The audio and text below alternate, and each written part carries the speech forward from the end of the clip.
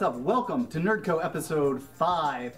Today we have some interesting segments for you. We're going to talk a little bit about WTF games. Games that you're like, what's going on? The weirdest, just strangest games you ever played. And some of them are the ones I chose are strikingly good games. They're great games, but they're just really weird. Right, not bad, just weird. Right. Yeah.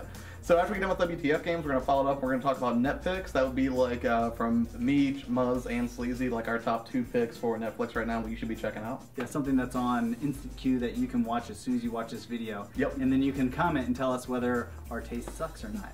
Yeah. And then we're going to go into some games, our favorite reboots or remakes of other games. Recently, the announcement of Flashback, Quest for Identity, Ubisoft is remaking it, and I was so excited about it.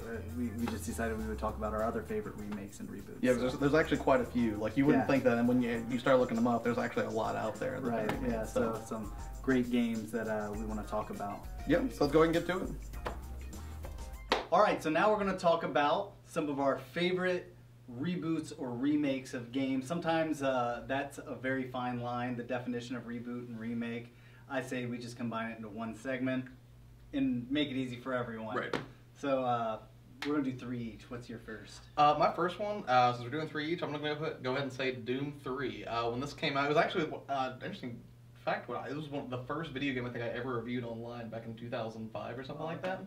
Yeah. The original Doom obviously was an instant classic when it first came out, and the Doom 3 reboot was incredible. The only beef a lot of people have with it was that you're this incredibly resourceful space marine, and yet you can't find a roll of duct tape to put your flashlight on your gun. You're just constantly switching between terror and actually being able to see what you're doing. So yeah, I'll say which I think was meant just to heighten the fear and the tension in the game, but it wasn't a great gameplay mechanic. Right, and the graphics were gorgeous too. Oh yeah, it was amazing. That was actually the first game I ever played. Like, I got a PC and bought my first PC games because I was always a console and still am always a console gamer, but that was one of the first PC games I ever got and really played. So yeah, a beautiful game, especially for its time. I want to talk about Silent Hill Shattered Memories. Yep. I think one of the coolest and most inventive remakes I've ever played. They took the Silent Hill genre, they kept it scary, they kept it, just like edge of your seat oriented. They gave you a lot of really good puzzles, but they took away any kind of fighting system for the game. There's no guns, you don't have a stick, you don't hit anything with anything. When the enemy comes, you run like hell.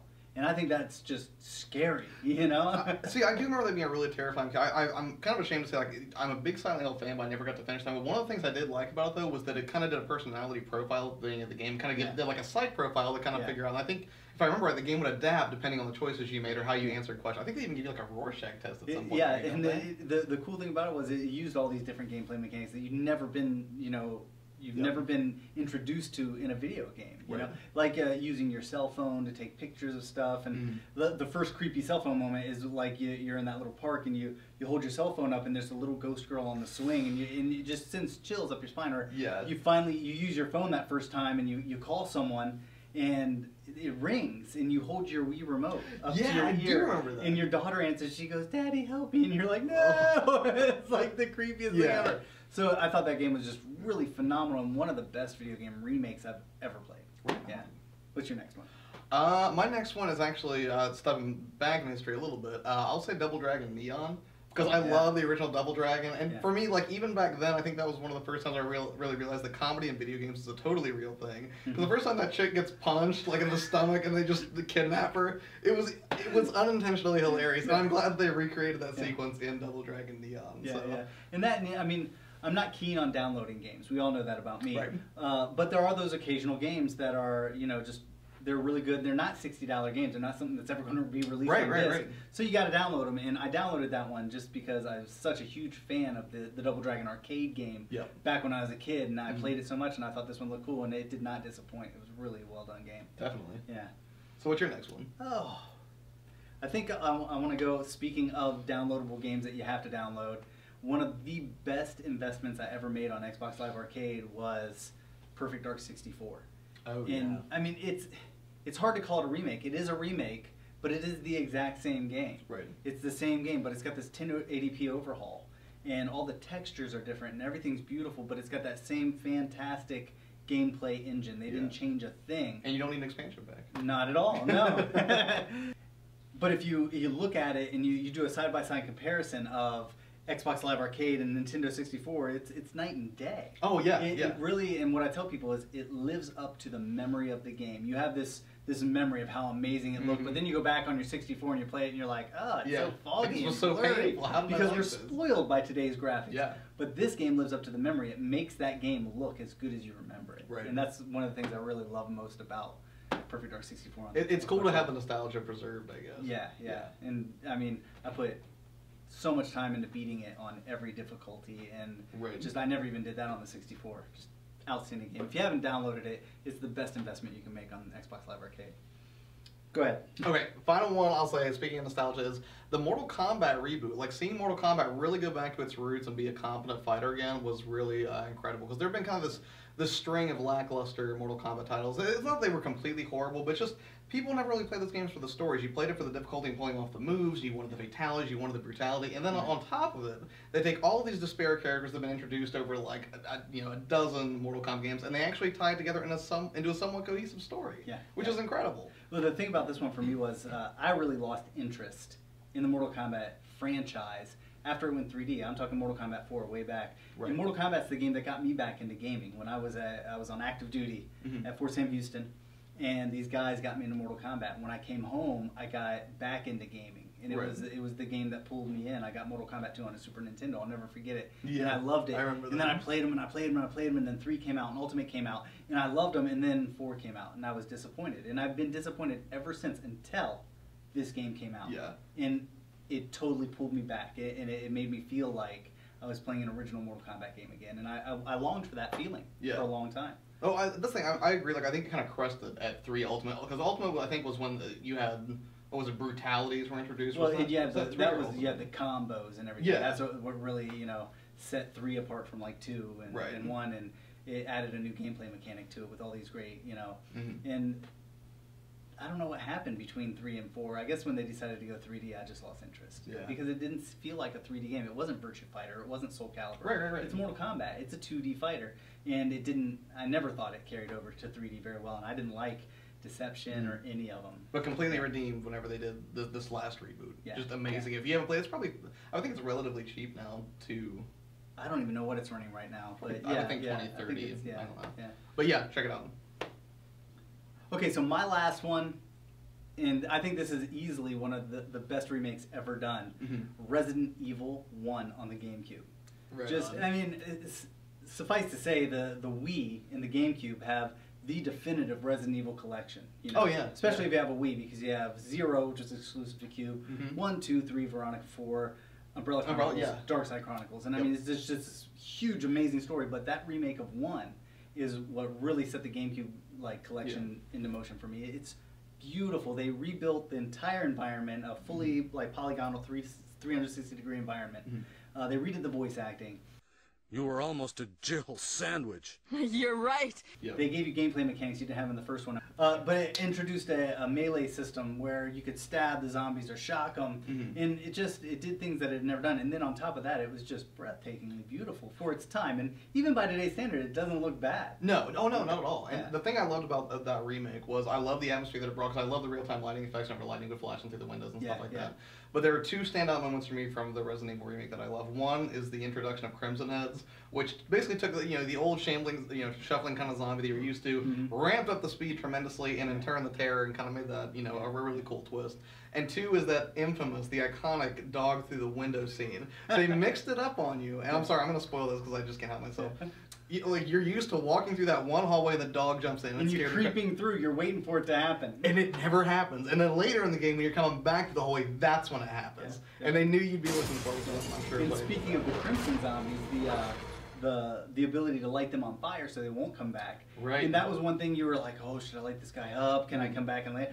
Do I have enough to do it? And I mean, it added that little element to the gameplay. And it just kept you nervous, and it made you, definitely. Just phenomenal game. Yeah. And that's it. So that's our favorite reboots, remakes for now. There are a ton of them. If you have one, leave a comment and let us know what you think. I think there are tons that we didn't talk about that are totally worth talking about. And maybe we'll come back to this segment and try it again some other time. Oh, definitely. Yeah, definitely.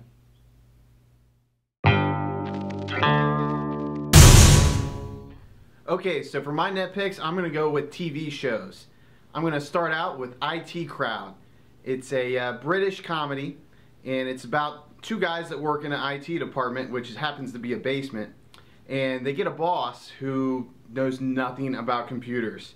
It's absolutely hilarious. Probably one of the best comedies that you can get out of a show. You should definitely check it out. Okay, for my second show, I'm going to go with Being Human. And don't be fooled, there's two versions of Being Human on Netflix. Now, you can go with the American version, but we're going to go ahead and prefer you go with the UK version. It's a lot better. It's three characters. They happen to be a werewolf, a vampire, and a ghost. They're all trying to, live together, interact, and just be humans. And it doesn't always work out quite so well, but they form a great bond, friendship, and it turns out to be good, after when the series gets going. Stray away from the US until you're completely finished with the UK series. But that's my picks for net picks.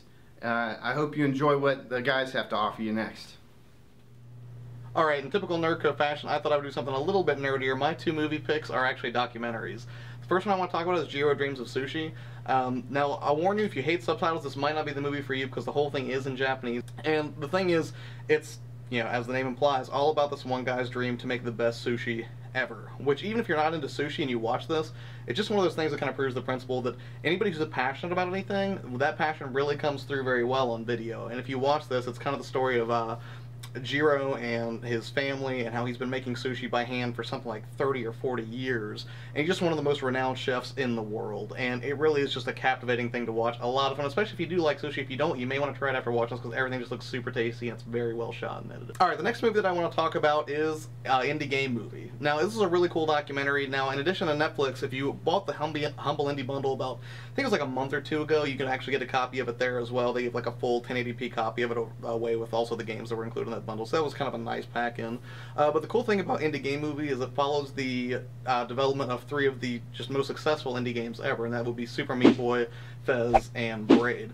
Now, the thing that I really like about this film is it doesn't pull any punches. It really does give you kind of a harrowing inside look at what game development's like and really what a stressful ordeal it can be. A lot of people think that oh, I want to create a game because look how fun it must be, and there's all these new tools and that are available that people never could have dreamed of like 10-15 years ago if they wanted to make a game.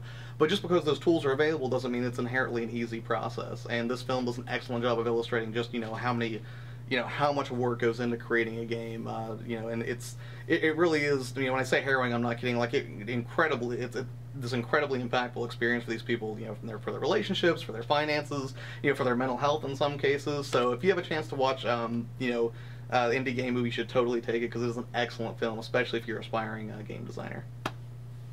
Alright, so my picks for net picks, two movies that are on Instant Queue right now that you should definitely check out. First one would be The Signal. This is a phenomenal movie, and it's something I caught totally by accident. One day I'm going through, I'm like, I guess I'll just watch this movie. Turned out to be this amazing film.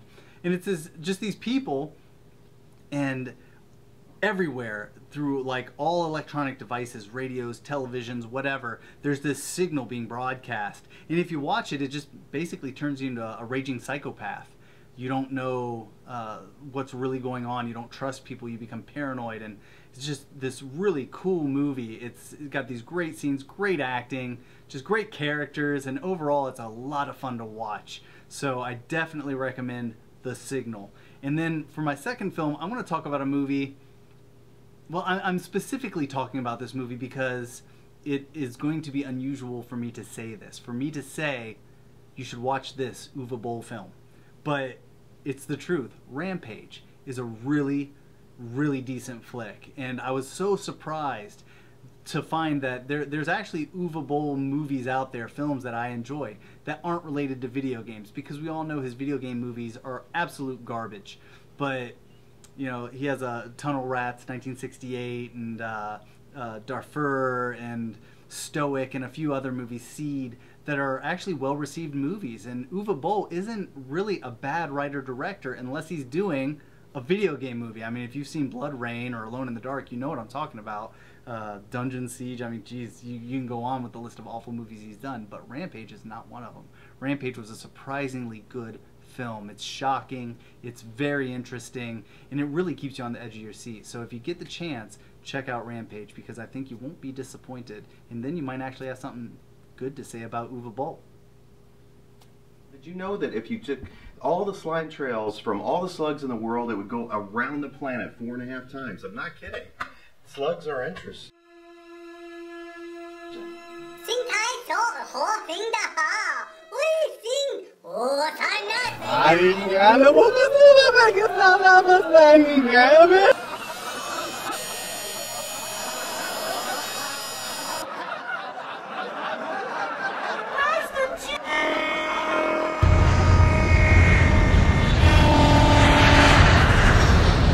Okay, so these are WTF games. Just some of the weirder games we've played. They don't necessarily have to be entirely weird games, but maybe just weird premises or weird moments in games. Just, you know, moments, those WTF moments where you're playing the game and you're like, what's going on? Yeah, not even necessarily a bad game. Could be an awesome game, but just weird. Just stuff that makes you stop and be like, well, WTF. Right. Yeah, so what's your first one? Oh, my first one, well, I think a lot of people would agree, Seaman for the Dreamcast. Yes. Just a very weird game and probably one of my favorite Dreamcast games. Yeah, it was a really unique premise, and the thing that was weird to me is like when he first started talking to me, he was like, you have the same birthday as royalty, because you have to tell me your birthday, and I was like, what's that mean? I looked it up, I have the same birthday as Prince, and I learned that. There you go. Well, and I remember one of the first defining moments for that game for me was, he asked me, when's your father's birthday? And then, you know, months down the road, I was still messing with this game, and one day he swims up and he goes, isn't tomorrow your father's birthday? And I'm like, crap, tomorrow's my dad's birthday. It was the craziest thing ever. I loved it. And that just, for me, that was amazing. And Leonard Nimoy did the voice of Seaman, which is just also really weird. Right. And again, like the face of like Boris Yeltsin, like very strange looking creature to begin with. Nothing about that game wasn't weird, but it was cool. And also one of the WTF things for me is, why hasn't this game been re-released? Right. It's the perfect game for the 3DS. Oh, Will someone please listen to me and do a 3DS version of Seaman? We can check our tank, our water, our air pressure, everything right on the... Oh, yeah. Okay. Yeah, it's got a microphone. You communicate so easily. It would be phenomenal. Go ahead. What's yours? Okay, my first one I'm going to go with is WarioWare microgames. Like, that entire series is absolutely amazing, but it's also incredibly bizarre. Like, I remember the trailer for the first Game Boy Advance installment had, like, a nose, or, like, it was like a nose, and you had to, like, pick the nose with your finger that would move like this. Yeah. And, like, that whole series just... Yeah, just every mini game in it is just weird, and you're doing one weird thing right after the next. Right, and that's the thing, like, this was during an era, like, when Mario Party was still, well, I mean, it's still a popular franchise, of course, but, you know, those were, like, mini games. Then microgames really was, like, you had 3 seconds to complete each task, or you failed, and you just started, and then they had, like, a little boss battle, just a lot of fun, but way out there. Yeah. So.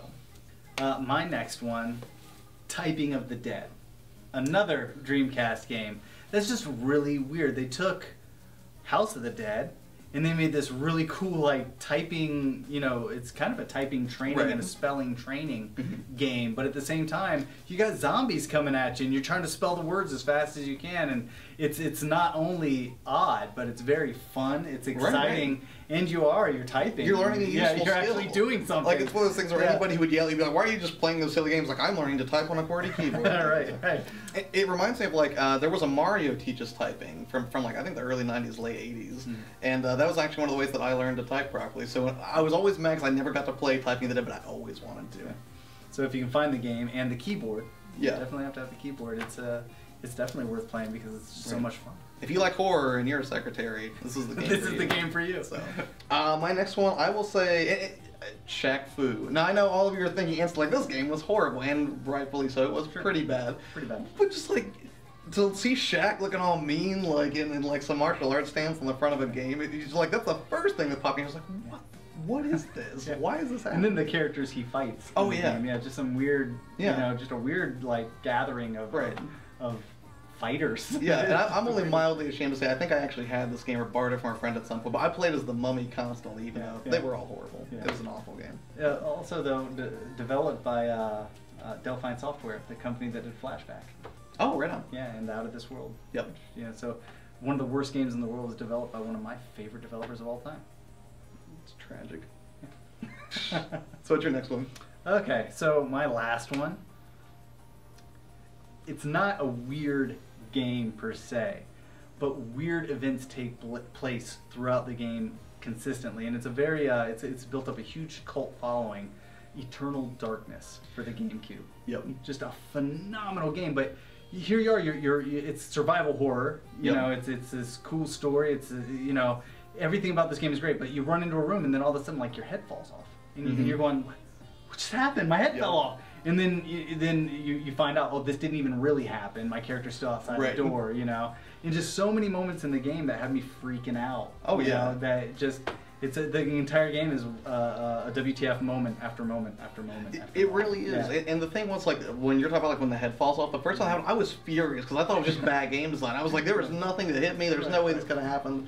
And the thing was, like, in addition to just being like really quirky and kind of you constantly had to question your sanity while playing it because of so many weird things like that would happen, it was really neat because you would be a different kind of protagonist through the ages. So it wasn't just one character. It was kind of a collection of characters over, like, I think thousands of years even or something like that. It's really quite cool. Yeah, it spans through generations. And, yeah, just so cool. Specifically, one of the moments that really got me the best was I walked in and the volume bar on my TV just dropped all the way down, and I freaked out. I threw down the controller. I was like trying to turn my volume up, and then I realized it took me a good while to realize the volume bar on my TV didn't even look like that. Right. The game, and I'm like, but it fooled me because it just, you see the volume drop and all the volume drops, and you're going, what? You know. Dude, it reminded me of the Psycho Mantis fight in Metal Gear Solid 1 when the video flashes out, instead of saying video, it said Hideo, which was like a Kojima jab or whatever. I don't know. I liked it. I thought it was a good game. Yeah.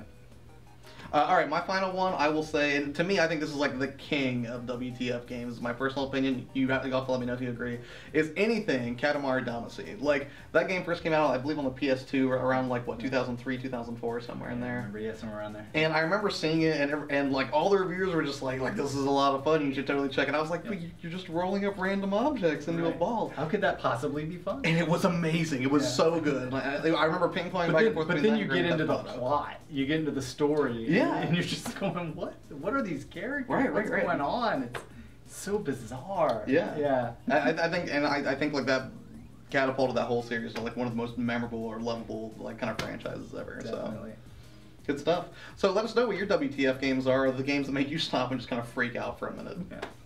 Alright, so that's all we've got for this week, so thanks so much for watching.